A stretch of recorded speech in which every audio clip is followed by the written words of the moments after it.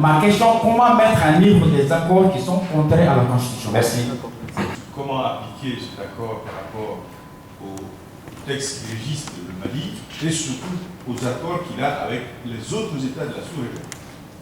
Alors, parce qu'on va quand même aller plus loin dans cette situation avec la régionalisation qui est quand même spécifique aujourd'hui aux régions du Nord, mais c'est un précédent. Rien ne dit que les autres régions ou les autres communautés ne vont pas aussi exiger la même chose, parce qu'il faut qu'il y ait égalité dans toutes les régions. Donc je ne vais pas prolonger mon intervention. Ma question est quand même autour de ce que M. Bourgeois a dit tout à l'heure. Qu'est-ce que l'État malien peut faire pour effectivement accéder à ce dossier de peuple autonome, qui est quand même un moyen de communication très efficace entre les Bonsoir, je m'appelle Montine et je prépare actuellement une thèse en sciences politiques et je suis d'origine chinoise. Donc ma question est, comme la Chine participe de manière de plus en plus active à la cause de la paix en Afrique, y compris le Mali, donc que pensez-vous de sa présence, de son rôle et surtout de son approche un peu différente des pays des Occidentaux? Merci. Ce n'est pas tellement la situation du Mali qui m'intéresse dans cette affaire, c'est l'avenir de l'Afrique. Et quand monsieur dit que c'est impossible, on ne peut pas refaire les frontières, je dis non. Je dis que va tomber au plus vite les accords de Berlin en 1895. Parce que crise du Mali, Burundi, Centrafrique, Congo-Kinshasa, et comment ça s'appelle Burkina Faso. Burkina Faso, c'est toute une série de crises. Ça, pour moi, ça met en cause toute la fragilité de ces indépendances. Si ça vous donne satisfaction, ces indépendances, ça ne me satisfait pas du tout. L'armée française rentre au Mali en janvier ou en février 1985 et 2013.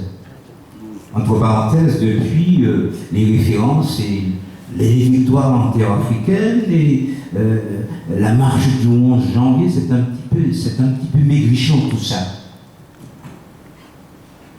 C'est un peu maigrichon. Alors, je dirais d'une façon générale qu'au Mali, il n'y a rien. Il n'y a rien.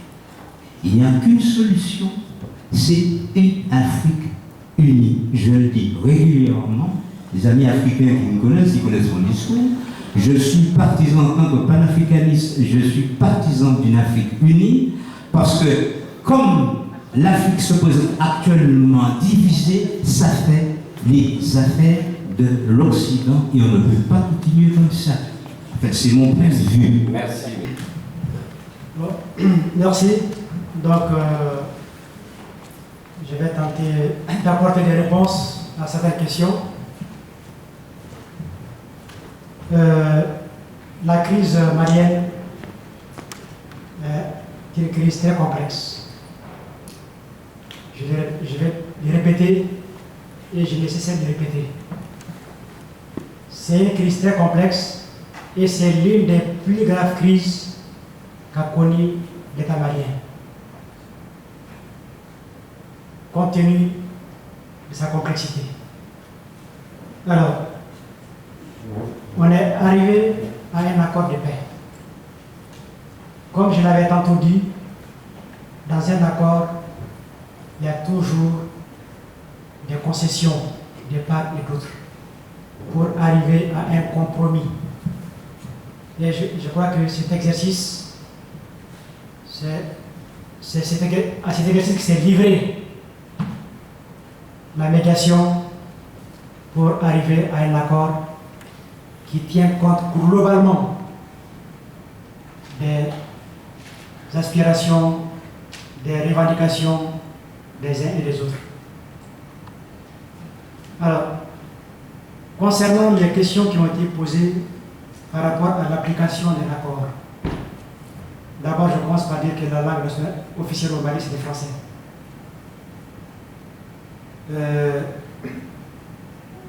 On a parlé de laïcité de l'État par rapport au Cadi,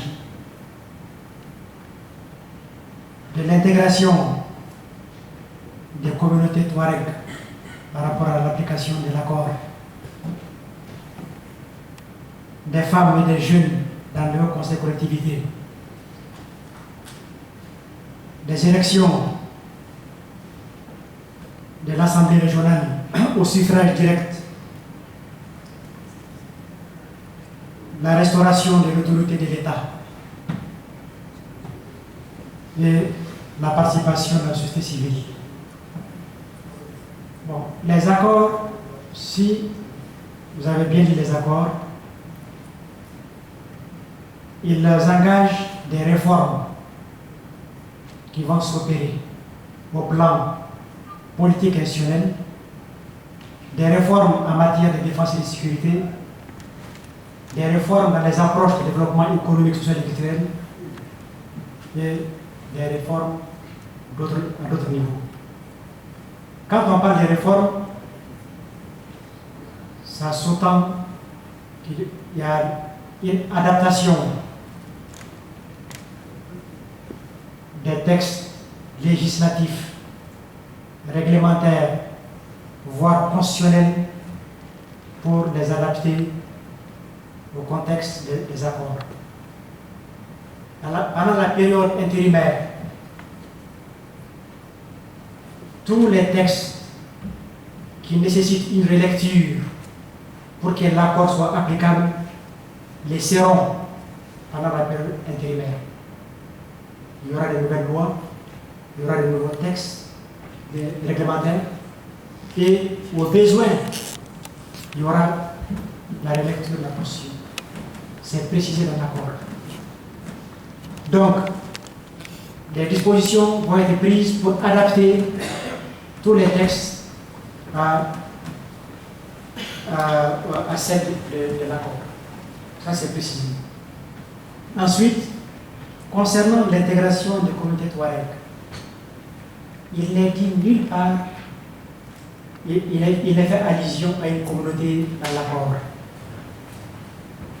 On n'a pas parlé de Touareg, ni de Songhouï, ni de Bambara dans l'accord. Mais il est dit que compte tenu du retard qu'ont connu ces régions en matière de développement, en matière de participation à la vie nationale, il est prévu de faire participer les communautés du Nord. C'est comme ça que c'est dit. Les communautés du Nord vont participer à certains niveaux pour dans le cadre des intégrations, dans le cadre de la participation à certains services. Alors, la participation des femmes et des jeunes dans le Haut Conseil de collectivité territoriale. Bon, puisque c'est une recommandation de l'accord, les textes qui vont être révisés vont permettre que cela soit. Donc ça, ce sont les textes qui vont le permettre. C'est-à-dire qu'il ne faut pas se projeter, ne pas projeter l'accord dans les textes actuels pour dire qu'il est en porte-à-faux avec telle loi ou telle disposition en vigueur actuellement. La période intérimaire va engager une réflexion des textes qui vont être adaptés à l'accord pour qu'ils soient applicables. Donc cela est prévu. Ensuite, on parle d'institutions parallèles au Nord. Il n'y aura pas d'institutions parallèles au Nord. Tout ce qui est prévu pour le Nord est applicable à toutes les régions du Mali. C'est écrit dans l'accord. Donc il n'y a pas de dérogation spéciale pour le Nord. C'est écrit dans l'accord. Ensuite, on a parlé de mépris pour la société civile. Je suis quand même désolé quand on parle de mépris, parce que je l'avais évoqué, et si vous suivez l'actualité au Mali, la société civile a participé aux négociations à Alger. et elle a été entendue par la médiation. Et une bonne part de ses préoccupations a été prise en compte. Donc la société civile a bien participé au processus. Alors, donc, concernant les cadis, ils ont tout le temps joué un rôle dans la médiation civile pour les rendements, pour les traitements de certaines questions locales. Ça, c'est pas nouveau. C'est nouveau aujourd'hui parce qu'on en parle, on le met en exergue. Mais toutefois, en matière de justice transitionnelle, il fera appel aux cadis parce qu'ils ont tout le temps joué un rôle de médiation, ils ont tout le temps rendu une certaine justice à l'amiable pour certaines questions. Mais il est dit que le rôle et l'étendue des pouvoirs des cadis est limité à certains actes bien précis. Des actes, je prends pour exemple des actes qui portent atteinte grave aux droits humains. On ne les confiera jamais à un cadi. Ils seront traités par la justice de l'État. Et pour certains cas aussi, des violations graves, imprescriptibles aussi, dans certains domaines. Il est prévu la mise en place d'une commission vérité, justice et réconciliation au Mali. Et cette commission vérité, justice et réconciliation va jouer ce rôle quand même d'impulser, de favoriser le rôle de la justice transitionnelle, des cadres et autres acteurs locaux, notamment des chefferies traditionnelles, qui vont aider aussi dans ces domaines. Bon, je veux bien me mettre à l'eau pour répondre à la question de l'approche de la Chine. Il y a un élément nouveau quand même du côté de la Chine en ce qui concerne le Mali, c'est la présence de militaires chinois au sein de la MINUSMA. Bon, moi qui n'aime pas faire de la politique, je constate que c'est quand même aussi une signification politique que d'envoyer des militaires chinois au sein de la MINUSMA. C'est pas neutre, politiquement c'est pas neutre. Ensuite, d'une manière plus générale, puisque vous avez fait référence au fait que l'approche chinoise se différencierait de l'approche occidentale. Je citerai simplement comme exemple l'exemple du site pétrolier, je ne sais pas comment il faut dire, d'Agadem au Niger. Il avait été accordé il y a une vingtaine d'années à Exxon. Exxon qui n'est pas une multinationale chinoise, à ma connaissance, c'est américain.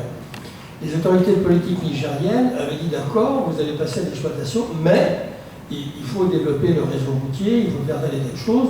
Exxon a répondu, nous on n'est pas là pour développer le Niger, on est là pour pomper le pétrole, l'exporter et puis on en fait ce que l'on veut. 20 ans après intervient la coopération chinoise, qui est quand même fortement critiquée, je vais vous le dire, pour des raisons autres qu'économiques. Le même problème se pose avec les autorités politiques et économiques chinoises, et les négociations se font avec les autorités politiques nigériennes en disant d'accord, on va vous accorder le permis d'exploitation du pétrole, mais à condition que vous développiez le réseau routier et que vous nous créez une raffinerie de pétrole à Zinder. Que font les Chinois? Les Chinois disent bon, si vous voulez qu'on développe le réseau routier et qu'on fasse une raffinerie, et on fait une raffinerie.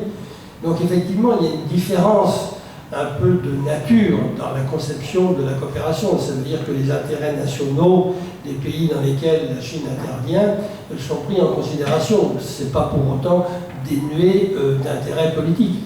La Chine est un grand État qui a aussi des intérêts à défendre. Mais effectivement, il y a une différence dans les conditions de négociation, y compris avec Areva, puisque à l'origine, Inouraun ne devait pas être donné à Areva. Il a fallu un coup d'État pour éviter que Areva soit donné à une autre puissance et vous devinez laquelle. Mais la Chine est actionnaire, la Chine est actionnaire au sein d'Areva, et non pas sur le site d'Imoharun, mais sur le site d'Ingal. Donc il y a quand même une intervention économique qui n'est pas négligeable. Maintenant, au Soudan, d'après ce que l'on dit, moi je ne connais pas le Soudan, je n'ai jamais vu le terrain, mais on dit que la Chine est assez présente et qu'elle soutiendrait, c'est inconditionnel, certains mouvements rebelles. Ça veut dire que de plus en plus, la Chine est aussi dans le politique vis-à-vis de l'Afrique. Ensuite, la troisième chose qui me paraît très importante cette fois-ci, c'est l'initiative prise par les Chinois de la création d'une banque chinoise qui intervient dans les investissements pour les infrastructures. Et cette banque chinoise qui regroupe les BRICS, mais pas uniquement, puisque la France, l'Allemagne, l'Espagne, le Portugal adhèrent à cette banque. Ça concurrence sérieusement les autres institutions bancaires telles que le Fonds monétaire international et la Banque mondiale. Donc on voit bien que la Chine devient de plus en plus importante et présente dans tous les domaines. La présence de la Chine au niveau des banques, c'est quelque chose de nouveau qui est quand même aussi très significatif. Ensuite, la quatrième chose, je crois que c'est maintenant quelque chose, c'est que la Chine, à l'instar des autres puissances occidentales, tient son sommet Chine-Afrique. Donc ça veut bien dire qu'il y a des intérêts extrêmement importants pour les Chinois en Afrique, d'autant qu'on dit que la croissance sur le continent africain est à 2 chiffres, mais on n'en voit pas du tout, mais pas du tout les retombées au niveau du développement. Donc une croissance à 2 chiffres soit, mais cette croissance elle est accaparée par qui? Et alors là intervient, c'est est-ce que la Chine est susceptible de faire en sorte que les retombées de la croissance bénéficient au développement. Donc voilà un petit peu les grandes lignes. Mais vous n'êtes pas sans savoir aussi que la Chine est perçue comme étant le compétiteur le plus dangereux. Et donc il faut se donner les moyens d'enrayer cette compétition.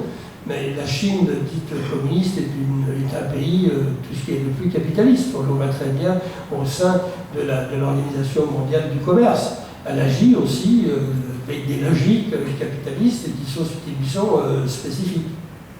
Voilà, merci. Guillaume Turgis, l'association Amélia, Opéranien Funky. Ma question, c'est sur il y a quelques années encore, on demandait l'émergence de puissances géopolitiques régionales. Il y avait notamment, j'en retiens 3, pas pour rien, l'Algérie, le Nigeria et la Turquie, par exemple. Et je suis surpris de voir ces dernières années à quel point ces pays dont on disait qu'ils étaient puissants quand même, c'est pas des pays où l'État est déliquescent. Enfin, pour le Nigérien peut-être en parler, mais bon, c'est pas non plus des pays en état de déliquescence, on les voyait comme des pays émergents, potentiellement avec une potentialité du coup de puissance régionale, et je suis surpris à quel point ce sont des géants au pied d'argile, chacun dans leur domaine pour des raisons peut-être différentes, et dans le cas du Mali, que fait l'Algérie en fait? Quel jeu est là, sachant qu'on sait que militairement elle est potentiellement puissante, mais je ne sais pas où elle est. Il n'y a pas que le militaire, on est bien d'accord, mais même, enfin, au-delà du militaire, la géopolitique de ces pays.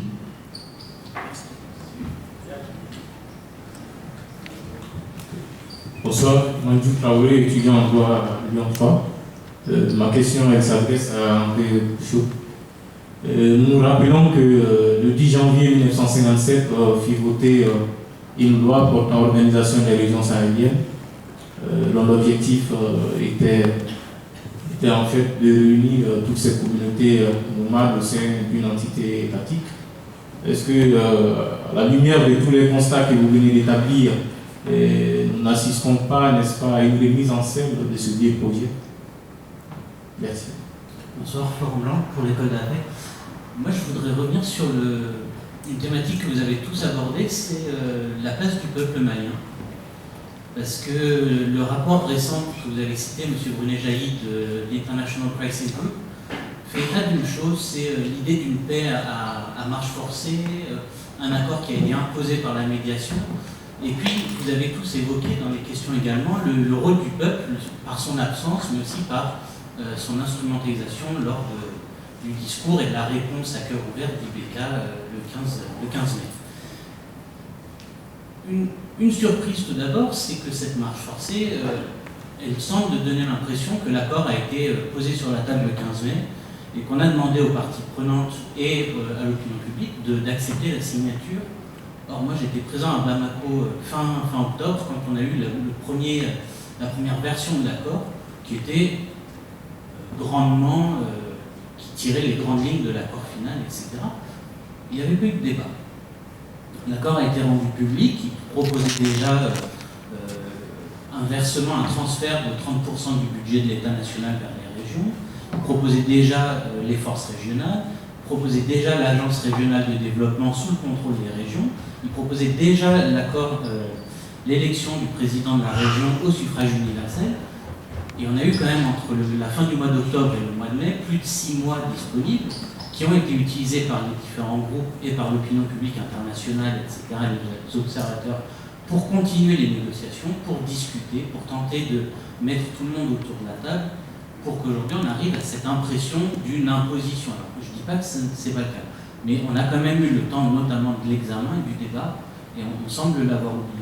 La question également, on signe aujourd'hui, les Maliens, les groupes maliens et la médiation internationale signent et ratifient l'accord de paix, c'est très bien, mais on oublie que le contexte actuel, c'est pas celui d'un cessez-le-feu, puisque les violences, elles sont, non pas, il n'y a pas une reprise des violences, mais une poursuite continue des violences. Sur le site de l'École de la paix, on a mis en carte l'ensemble des actes de violence depuis juillet 2011. On voit une cyclicité des violences et des exactions avec des pertes de vie humaine par dizaines, parfois par semaine, qui suivent les phases de négociation. C'est-à-dire qu'il y a beaucoup de violences au début, à l'annonce de l'ouverture des négociations d'Alger, au mois de mai 2014, juste après les accords de Ouaga, plus aucune au mois d'août quand on a commencé les négociations, et puis à l'automne, juste je finis, une reprise de ces violences et également aujourd'hui à la veille et pendant la tenue de la cérémonie de signature. L'acteur qu'on oublie, c'est le peuple. Moi je suis désolé, je me désole des meurtres et des assassinats des forces de la MINUSMA. 35 c'est déjà beaucoup, mais 35 c'est moins que le nombre des morts maliens dans les forces armées maliennes, même uniquement, depuis le 27 mai. Donc ta question, Florent, s'il te plaît. Quand est-ce que le peuple malien compte? Parce que la solution, c'est pas uniquement les groupes armés. On a dit que la paix ne pourrait pas se faire sans le peuple. Et moi, ce que je vous propose, c'est quelle est un peu de politique fiction. Qu'est-ce qui va se passer lorsque les lois modificatrices de la constitution malienne, qui doivent être mises en œuvre ou doivent être en tout cas examinées pour que l'accord de paix puisse un jour devenir une réalité, qu'est-ce qui va se passer s'il y avait un vrai débat national? Merci. Je voudrais poser 2 questions au conférencier qui est à côté de Ibn. Quand il dit que ça ne s'est jamais vu ailleurs qu'au Mali, une situation pareille, c'est pas vrai. Il faut, monsieur. Bon, voilà. Indiquez-le bien par son bouche. On a vu le cas du Biafra. C'était quoi le Biafra? C'était rien d'autre que le pétrole du Biafra. Quand on a créé avec Ojukwu un peuple qui revendiquait son indépendance, un peuple autochtone qui a été chassé de son territoire. Là, c'est récent. Mais au-delà de ça, il y a eu le cas du Congo, où on n'a pas hésité à assassiner le secrétaire général de l'ONU lui-même, Dagamajor, quand il avait compris que Lumumba était celui qui voulait la paix. Et à cause d'une région diamantifère, toute cette division relève d'une seule chose, c'est le pouvoir économique. Et c'est ce pouvoir économique qui divise les Maliens. Au Mali, tout est beau sur le papier. Oui, monsieur le représentant de la réconciliation extra-nationale. Je le dis bien pour non, c'est camarade Seydou. Allez le dire à Ibeka, il me connaît très bien. C'est que tout cela, vous savez très bien qu'au Mali, tout ce qui est sur papier est parfait. C'est lisse. Mais demandez une seule application. Une seule. Même vous, vous ne pouvez pas l'appliquer dans votre propre famille, à plus forte raison chez quelqu'un d'autre. Et je vous dis cela parce que j'avais un ami d'enfance qui était président de la Cour suprême de justice du Mali. Pour le nommer, il s'appelait Maurice Netta. Vous l'avez entendu son nom. On a eu à discuter devant Ali Nuhou Diallo du droit, de la société et du rôle de l'État. Qu'est-ce qui en est sorti? Au Mali, tout le monde est convaincu que quand on a de l'argent, on a le droit avec soi. C'est la première réponse. Quand on a le premier souci, il faut avoir de l'argent. Le reste, c'est secondaire. Aujourd'hui, je le dis bien parce que je suis quand même les actualités au Mali, le seul qui a vu clair dans le problème et qui le pose de façon récurrente, c'est Zoumana Sako. Je ne suis pas d'accord avec lui, qui a été Premier ministre, je ne suis pas d'accord avec lui. Mais c'est le seul qui pose le problème de l'État, de l'indépendance nationale, de la souveraineté et du rôle des institutions. C'est le seul, il n'y a aucun autre souci. Alors si les Maliens veulent se lever et dire, comme cela était en 1961-62, un État libre, indépendant, souverain, maître de son destin, il faut qu'ils arrivent à dialoguer, à parler. Bonjour à tous, moi je vais aller très vite. Je me présente Mohamed Nabé, président de la coordination des ressortissants maliens d'Isère à Grenoble. Donc j'ai fait le déplacement. Alors ma question s'adresse à l'ensemble des conférenciers et en accessoire, je ne pense pas si je peux dire accessoire, et particulièrement à monsieur le ministre. Ce ne serait pas son domaine, mais je peux répondre à la question. Mais par contre, j'ai peur d'être traité de brutal parce que si j'écoute les interventions du secrétaire général, enfin le représentant du secrétaire général à la signature de la cérémonie, j'ai pas envie, comme dirait mon président, d'être taxé de gueux. Mais j'aimerais savoir, en fait, aux conférenciers, ou notamment à monsieur le secrétaire général, l'état de l'armée malienne dans tout ça. Parce qu'on oublie, cela ne veut pas dire qu'il faut absolument aller à la guerre, mais je pense que si on en est arrivé là, il ne faut pas oublier qu'à un moment donné, le Mali n'avait pratiquement pas d'armée. Alors, je m'adresse à monsieur le secrétaire général, est-ce que dans tout ça, le Mali a pensé à remettre son armée en place? Merci. Je vous demande, ma parole s'adresse à l'État français. Si un représentant français ici, je lui demande qu'il aide Mali à avoir la paix. Tout ce que je demande en tant que citoyen malien, le Mali, il a été toujours en paix dans le monde entier. Il a aidé partout, même à la France, il a aidé pour faire la paix. Et je demande à la France à aider Mali à faire la paix. Il en est capable intellectuellement, armement, moralement.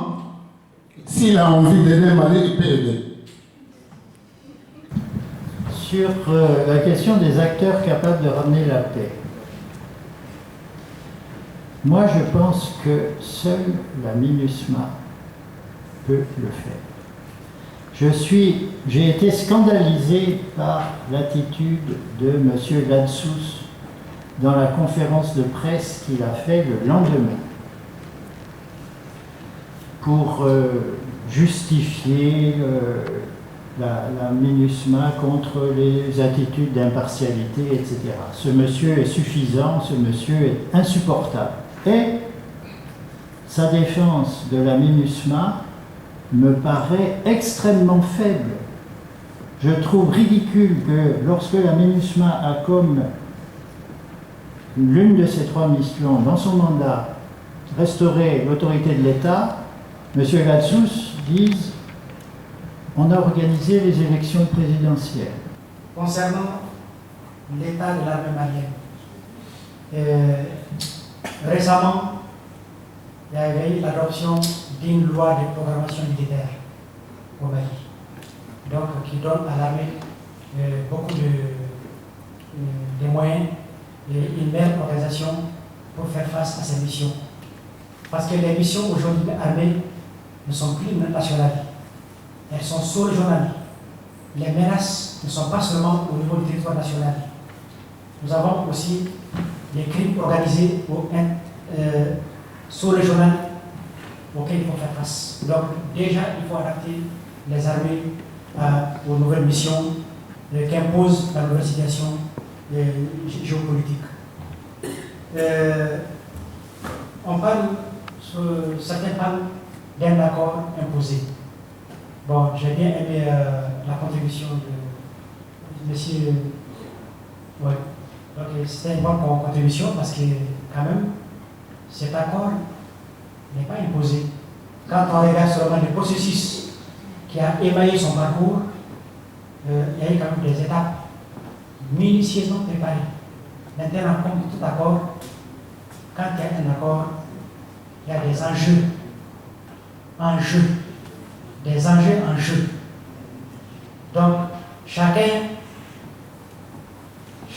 partie, quand même, développe ses propres moyens, ses propres stratégies pour tirer le maximum qu'elle peut d'un accord. Donc, ça ne faut pas le perdre de vue. Donc, souvent, ça traîne. Quand telle préoccupation n'est pas prise en compte, il faut revoir les bases, il faut revoir certaines dispositions. Donc, c'est les bonnes guerres. Donc, ces accords, la dernière ligne qui a commencé, comme je l'avais dit précédemment, avec le processus d'Alger, a commencé depuis janvier 2014. Donc, on est encore dans ce processus. Je dirais juste un mot sur la MINUSMA. Bon, quand je parle de la MINUSMA, je fais allusion à la communauté internationale et au système des Nations Unies. Alors, nul n'ignore que ce qui a motivé l'implication de l'intervention internationale au Mali, c'est quand même le Mali étant un État membre des Nations Unies qui est frappé par une crise, et il a été demandé aux Nations Unies d'appuyer le Mali pour que le Mali sorte de cette crise. Fondamentalement, c'est ça le contour de l'intervention des Nations Unies. Et les premières résolutions qui ont été prises par le Conseil de sécurité vont dans ce sens. Il s'agit d'une mission qui vient appuyer le Mali dans le cadre de sortie de la crise, à travers des points bien précis. Le retour de la sécurité, l'intégrité du territoire malien, sa souveraineté et autres. Donc, ça c'est ce qui a motivé l'intervention de la MINUSMA. Mais, dans l'application, il y a toujours des difficultés. On est aujourd'hui en train de gérer les difficultés de terrain avec la MINUSMA, parce qu'il y a quand même, comme je l'avais dit, il y a plusieurs acteurs sur le terrain. Et il ne faut pas qu'on se focalise sur un seul. Il faut avoir une vue globale de tous les acteurs qui souvent même, il y a des connexions par rapport à certaines questions. Donc, nous espérons que la MINUSMA va pouvoir s'adapter à la situation pour qu'elle assure la mission pour laquelle elle est ouverte. Bon, donc, c'est ce que j'ai comme élément. Merci. Moi, du point de vue contenu, je retiens un élément, parce qu'en venant ici, j'étais un peu perplexe en tenant compte des questions qui m'étaient posées juste avant la conférence. Tous ceux qui sont là ont un dénominateur commun. Ce dénominateur commun, c'est les perspectives d'avenir pour la sortie de crise du Mali. D'aucuns m'avaient posé la question, le professeur André Bourgeot, tout le monde le connaît pour ses positions. Joseph Bino Yahi, récemment, il a fait un article que certains avaient, je ne sais pas moi, qualifié d'opposant, ou je ne sais pas moi, de n'importe quoi. Mais ce qui aujourd'hui est pour moi m'a rendu très optimiste, c'est que chacun, dans sa différence, dans sa façon de percevoir, a quand même un espoir que le Mali, que tout n'est pas perdu. Tout n'est pas perdu. J'aurais souhaité que le représentant de l'État malien, qu'il effleure un peu les perspectives, parce qu'il a expliqué les faits, c'est-à-dire des accords qui sont passés, des processus en cours, mais qu'il parle un peu à quoi nous devons nous attendre après ces accords-là. Quelle est la prochaine étape? Et après la prochaine étape, est-ce que le gouvernement lui-même pense qu'on pourra arriver à quelque chose, vu tous les enjeux et tout ce qui a été fait. Donc moi, mon optimisme, et je crois que c'est l'optimisme de la guerre du CNRA, c'est que Bourgeois trouve que tout n'est pas perdu, Joseph Bino trouve que tout n'est pas perdu, Attaï trouve que le représentant de Taï trouve que les processus en cours constituent certainement une étape pour aller à la paix. Donc je profite au nom du CNRA pour interpeller le représentant du gouvernement afin que le message, c'est-à-dire les inquiétudes qui ont été exprimées ici, les partenaires d'associations et d'intervenants au Mali qui sont là, leurs questions, que ce soit pris en compte et transmis au gouvernement pour qu'il puisse en prendre compte. Et moi je crois que la solution c'est vraiment que le gouvernement travaille avec ces différents acteurs-là, des acteurs comme André Bourgeot, malgré leur façon de voir qui n'est pas souvent la façon dont le gouvernement pense pouvoir résoudre les choses. Il faut les mettre au travail en créant un forum de rencontre dans lequel des propositions concrètes pourront être formulées pour aller à la solution. Donc merci aux conférenciers, merci à vous tous et merci au modérateur Mohamed.